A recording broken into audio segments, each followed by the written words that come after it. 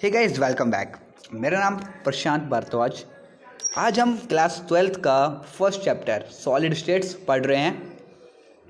आपने सॉलिड्स के बारे में अपनी क्लास 9th-10th में अच्छे से पढ़ रखा है कि सॉलिड्स की प्रॉपर्टीज़ क्या क्या होती हैं, ये सब।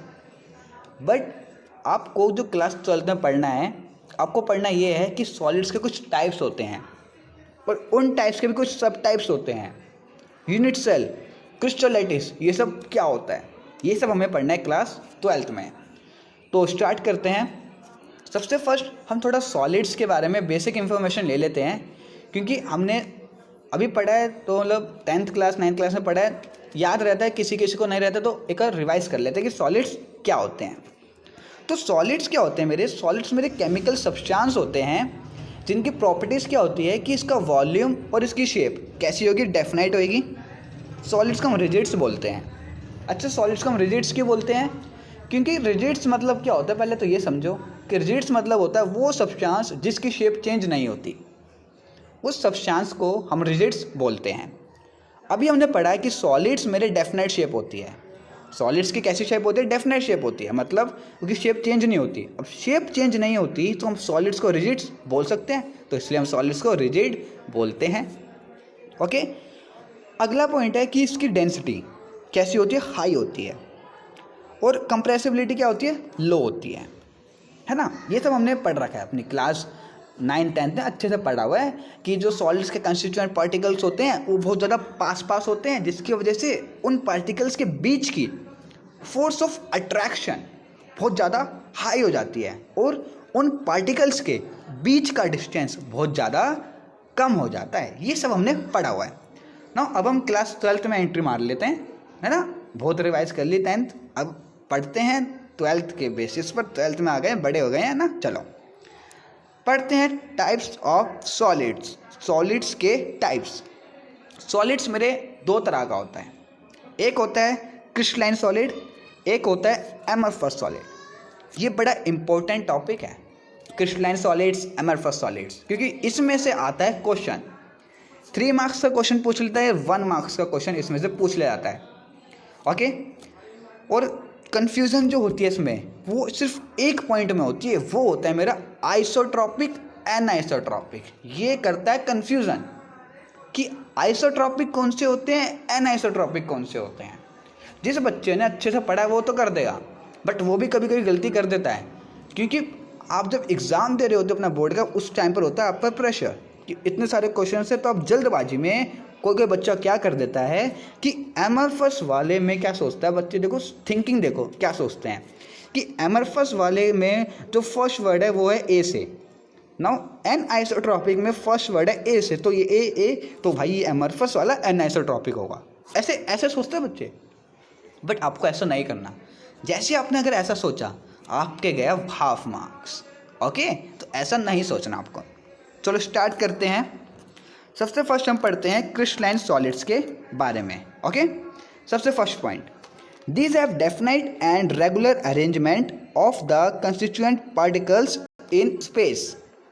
मतलब क्रिस्टलाइन सॉलिड्स मेरे वो सॉलिड्स होते हैं जिनकी, या मैं बोलता हूँ जिनके पार्टिकल्स की अरेंजमेंट कैसी होती है, एक रेगुलर मैनर में होती है। क्या बोला मैंने कि क्रिस्टलाइन सॉलिड्स मेरे वो सॉलिड्स होते हैं जिनके पार्टिकल्स की अरेंजमेंट एक रेगुलर मैनर में होती है। रेगुलर मैनर मतलब मैं आपको बताता हूँ, जैसे मैंने एग्जांपल लिया, ये जो आपको यहाँ डायग्राम दिख रहा है इसी से समझाते हैं। देखो आप देख रहे होगे कि देखो ये पार्टिकल्स जो हैं, ये देखो ये अरेंजमेंट यहाँ है, एक रेगुलर अरेंजमेंट है। वही पार्टिकल्स देखो यहाँ जा रहा है, यहीं ऐसे ऐसे क्या कर रहा है, एक रेगुलर अरेंजमेंट है पूरी, है ना। कैसे अरेंजमेंट? एक रेगुलर है कि ये देखो ये पूरा इधर है, ये इधर है, ऐसे इधर है, ऐसे इधर होगा, ऐसे इधर होगा, है ना। वो ये तो बट छोटा सा एक डायग्राम बना रखा है उसने, कि इसने दिखाया कि आपको क्रिस्टलाइन सॉलिड्स के जो पार्टिकल्स होते हैं उनकी अरेंजमेंट कैसी होती है, एक रेगुलर मैनर में होती है, जो इस डायग्राम में आपको अच्छे से दिख रही है। नाउ मैं बात करूँ सेकंड पॉइंट्स की, तो जो मेरे क्रिस्टलाइन सॉलिड्स होते हैं वो होते हैं मेरे true solids. Okay, now third points क्या होता है, these have long order arrangement of the particles. मतलब ये जो पार्टिकल्स होते हैं इनकी अरेंजमेंट एक लॉन्ग रेंज तक होती है, मतलब बहुत बड़ी अरेंजमेंट होती है। जैसे इधर ऐसी बहुत सारी अरेंजमेंट होगी, ऐसी इधर बहुत बड़ी बड़ी अरेंजमेंट होगी, बहुत बड़ी। इसलिए इसने नाम दिया कि long range order arrangement of the particles. किस में होते हैं लॉन्ग रेंज? क्रिस्टलाइंस में। Okay, these are anisotropic in nature. आ गया आइसोट्रॉपिक, एन आइसोट्रॉपिक। तो आपको कन्फ्यूजन नहीं करनी, ओके, समझना है क्रिस्टलाइन सॉलिड्स मेरे एन आइसोट्रॉपिक होते हैं, आइसोट्रॉपिक नहीं होते। अच्छा, एन आइसोट्रॉपिक मतलब क्या होता है? एन आइसोट्रॉपिक मतलब होता है कि फिजिकल प्रॉपर्टीज मेरे को डिफरेंट डिफरेंट मिलती है डिफरेंट डिफरेंट डायरेक्शन से। अगर ऐसा मेरे को मिल रहा है कि डिफरेंट डिफरेंट फिजिकल प्रॉपर्टीज मेरे को मिल रही है डिफरेंट डिफरेंट डायरेक्शन से, तो मैं बोल दूंगा कि ये कैसा नेचर है, ये एन आइसोट्रॉपिक का नेचर है। तो जो मेरे क्रिस्टलाइन सॉलिड्स होते हैं इसमें क्या होता है, जैसे अगर मैं यहाँ से फिजिकल प्रॉपर्टीज मेजर करूँ, यहाँ से फिजिकल प्रॉपर्टीज मेजर करूँ, ऐसे करूँ, ऐसे करूँ, अब अलग अलग डायरेक्शन से मैं फिजिकल प्रॉपर्टीज मेजर करूँगा, तो मेरे को क्या होगा कि इधर मेरे को कुछ और फिजिकल प्रॉपर्टीज मिल रही होंगी, इधर मेरे को कुछ और फिजिकल प्रॉपर्टीज मिल रही होंगी, इस डायरेक्शन में कुछ और मिल रही होंगी, इस डायरेक्शन में कुछ और मिल रही होंगी। ऐसा क्यों होता है? रीज़न आता है भाई, रीज़न तो आता है ना, ऐसा क्यों होता है? अब हो रहा है तो रीज़न भी तो होगा। ऐसा तो नहीं है कि जो कुछ हो रहा है उसका रीज़न नहीं है, हर एक चीज़ का रीज़न होता है। इसका रीज़न क्या होता है कि जो मेरे क्रिस्टलाइन सॉलिड्स होते हैं उसके जो पार्टिकल्स होते हैं उनकी अरेंजमेंट होती है रेगुलर। कैसे मैनर में होते हैं? रेगुलर मैनर में, जिसकी वजह से वो डिफरेंट डिफरेंट फिजिकल प्रॉपर्टीज हमको शो करता है डिफरेंट डिफरेंट डायरेक्शन से। ओके, रीज़न क्या आता है? रेगुलर अरेंजमेंट का। तो हम बात करते हैं अगला पॉइंट कि जो मेरे क्रिस्टलाइन सॉलिड्स होते हैं इनका मेल्टिंग पॉइंट होता है शार्प। कैसा होता है? शार्प, या मैं फिक्स भी बोल सकता हूँ, बट हम शार्प थोड़ा ज़्यादा अच्छा लगता है ना, कि इसका मेल्टिंग पॉइंट कैसे शार्प है। शार्प मतलब क्या होता है? जैसे मैं एग्जाम्पल के तौर पर बात करूँ आइस की, आपको पता है आइस कब मेल्ट होना स्टार्ट करती है? जैसे ही टेम्परेचर 0 डिग्री सेल्सियस पर आता है, जैसे ही टेम्परेचर 0 डिग्री सेल्सियस पर आया आइस होने लग जाएगी मेल्ट। तो मतलब क्या, आइस का एक फिक्स पॉइंट है ना कि जैसे ही टेम्परेचर 0 डिग्री सेल्सियस पर आया तो आइस का होने लग जाएगी मेल्ट। तो उस फिक्स पॉइंट को हम बोल सकते हैं शार्प पॉइंट। ऐसी जो मेरे क्रिस्टलाइन सॉलिड्स होते हैं इनका भी एक फिक्स पॉइंट होता है कि जैसे ही टेम्परेचर इस इतने डिग्री सेल्सियस पर आया तो ये सॉलिड क्या होने लग जाएंगे? मेल्ट होने लग जाएंगे। ओके, अगला पॉइंट होता है जब हम क्रिस्टलाइन सॉलिड्स को कट करते हैं, काटते हैं, तो जो काटने के बाद जो हमको सरफेस मिलता है वो बहुत स्मूथ सरफेस होता है, उस पर रफनेस नहीं होती। कैसा होता है? स्मूथ सरफेस होता है। तो ये कुछ पॉइंट्स होते हैं हमारे क्रिस्टलाइन सॉलिड्स के। ना मैं बात करता हूँ एमरफस सॉलिड्स की कि एमरफस सॉलिड्स क्या होते हैं। ओके, ये इसका पॉजिटिव होता है, चलो देखते हैं क्या होता है। Okay, first point, These does not have any regular arrangement of the constituent particles in space। मतलब एमरफस सॉलिड्स मेरे वो सॉलिड्स होते हैं जिनके पार्टिकल्स की जो अरेंजमेंट होती है वो एक इर्रेगुलर मैनर में होती है। कैसे मैनर में होती है? इर्रेगुलर मैनर में होती है। आप यहाँ डायग्राम में देख सकते हैं, तो देखो आप, कोई पार्टिकल्स इधर है, कोई इधर है, कोई इधर जा रहा है, कोई इधर जा रहा है, मतलब एक तरह से देखा जाए तो अरेंजमेंट कैसे इर्रेगुलर है, कोई रेगुलर अरेंजमेंट नहीं है।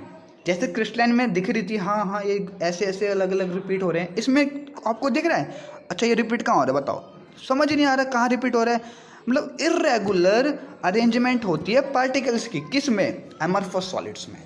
और उन टाइप्स ऑफ सॉलिड्स को जिसमें पार्टिकल्स की अरेंजमेंट कैसी हो? इर्रेगुलर मैनर में हो, उन टाइप्स के सॉलिड्स को हम क्या कहते हैं? एमरफस सॉलिड्स बोलते हैं।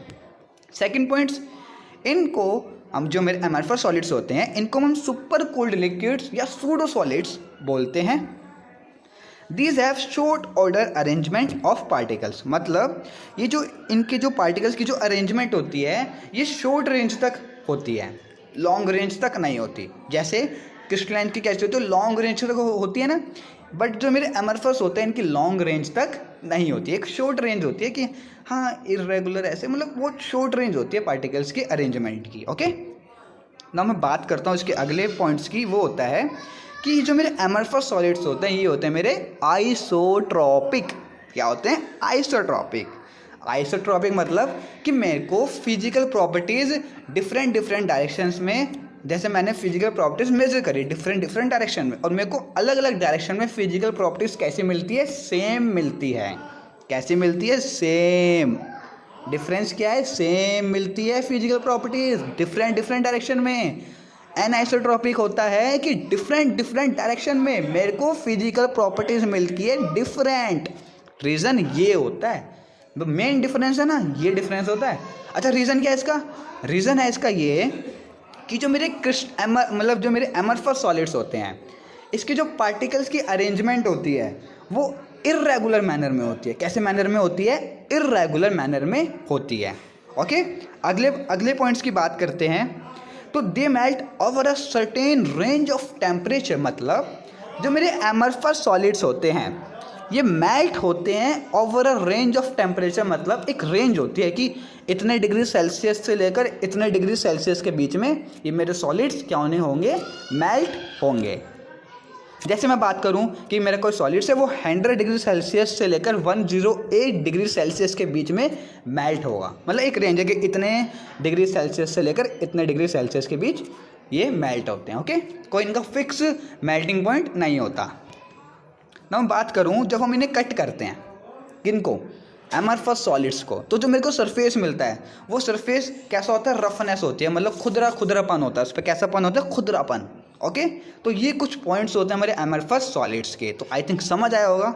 अब मैं बात करता हूँ अब जो मेरे क्रिस्टलाइन सॉलिड्स होते हैं वो 4 तरह के होते हैं और उनके भी कुछ सब टाइप्स होते हैं। तो देखो, क्रिस्टलाइन सॉलिड्स, फर्स्ट होता है मॉलिक्यूलर क्रिस्टल, सेकेंड होता है आयनिक क्रिस्टल, थर्ड होता है नेटवर्क क्रिस्टल, और नेटवर्क क्रिस्टल्स को ही हम कोवलेंट क्रिस्टल्स भी बोलते हैं। फोर्थ होता है मेरा मेटेलिक क्रिस्टल्स। नाउ मेरे जो मॉलिक्यूलर क्रिस्टल्स होते हैं इसके 3 सब टाइप्स होते हैं, polar, non polar, hydrogen bond. Okay, अब हमें पढ़ना है इन सब के बारे में, कैसा होते हैं इनके क्रिस्टल्स। ये लिखा हुआ बहुत छोटा सा है बट ये है बहुत इंपॉर्टेंट। इसमें से जब क्वेश्चन पुट करता है ना एग्जामिनर, तो भाई होश उड़ जाते हैं कि क्वेश्चन आया कहाँ से।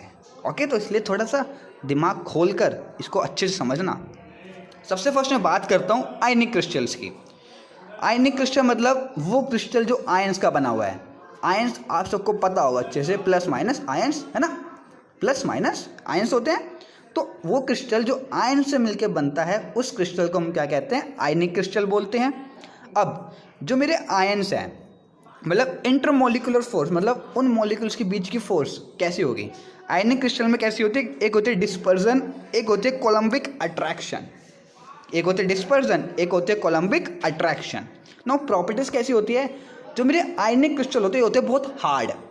अब हार्ड होते हैं तो दो मॉलिक्यूल्स के बीच का बॉन्ड को तोड़ने के लिए मेरे को चाहिए होगी ज़्यादा एनर्जी, और ज़्यादा एनर्जी चाहिए होगी, या मैं हीट बोल सकता हूँ कि ज़्यादा हीट चाहिए होगी, तो उसका मेल्टिंग पॉइंट कैसा हो जाएगा, हाई हो जाएगा, है ना। और जो मेरे आयनिक क्रिस्टल होते हैं ये क्या होते हैं, वो ये poor conductor of heat and electricity होते हैं। एग्जाम्पल जैसे KCl, CaCl2, NaF, MgO, Al2O3, ये याद रखने हैं। ओके, ना मैं बात करूँ मॉलिक्यूलर क्रिस्टल्स की। मॉलिक्यूलर क्रिस्टल मतलब वो क्रिस्टल जो मॉलिक्यूल से मिलकर बना हुआ है, उस क्रिस्टल्स को हम क्या कहेंगे, मॉलिक्यूलर क्रिस्टल्स बोलेंगे। अब मॉलिक्यूलर क्रिस्टल्स में इंटरमॉलिक्यूलर फोर्स कैसी कैसी होती है, देखो, एक होती है हमारी डिस्पर्जन, एक होती है डाइपोल डाइपोल, एक होती है हाइड्रोजन हाइड्रोजन बॉन्ड। ये भी आपने पढ़ा हुआ है 11th क्लास में। प्रॉपर्टीज देखो, जो मॉलिक्यूलर क्रिस्टल्स होते हैं वो होते हैं सॉफ्ट होते हैं, तो उनका मेल्टिंग पॉइंट कैसा होता है, लो हो जाता है।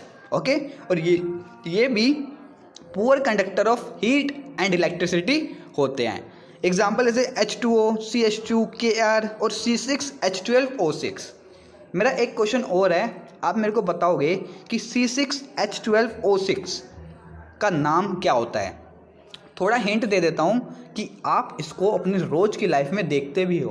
अब इससे ज़्यादा हिंट नहीं दूंगा, अब आपको पता है तो मेरे को आंसर बताना, ठीक है। अब मैं बात करूँ कोवलेंट क्रिस्टल्स की। इसके बीच मतलब जो इंटरमोलिकुलर फोर्स होती है कोवलेंट क्रिस्टल्स में कैसी होती है, कोवलेंट बॉन्ड होता है, ठीक है। प्रॉपर्टीज़ क्या होती है, जो मेरे कोवलेंट क्रिस्टल होते हैं वो बहुत ज़्यादा हार्ड होते हैं। कैसे होते हैं, हार्ड होते हैं। ये आपने पढ़ा हुआ है, कहाँ पे पढ़ा हुआ है बताऊँ, याद दिलाऊँ, क्लास 10th में डायमंड का स्ट्रक्चर जो आपने पढ़ा है, कैसा होता है, कार्बन कार्बन के बीच में कोवलेंट बॉन्ड तो होता है, और वो कोवलेंट बॉन्ड कैसा होता है, बहुत ज़्यादा स्ट्रॉन्ग होता है, जिसकी वजह से डायमंड का हो जाता है बहुत ज़्यादा हार्ड हो जाता है ना। ये सब आपने पढ़ा हुआ है, तो वही लिखा हो देखो, प्रॉपर्टी जो हार्ड होते हैं मेल्टिंग पॉइंट कैसा हो जाएगा, हाई हो जाएगा। और ये भी क्या होते हैं, poor conductor of heat and electricity होते हैं। एग्जाम्पल से डायमंड SiO2 Si। ना मैं बात करूँ मेटेलिक क्रिस्टल्स की। मेटेलिक क्रिस्टल मतलब वो क्रिस्टल जो मेटल्स का बना हुआ है ना।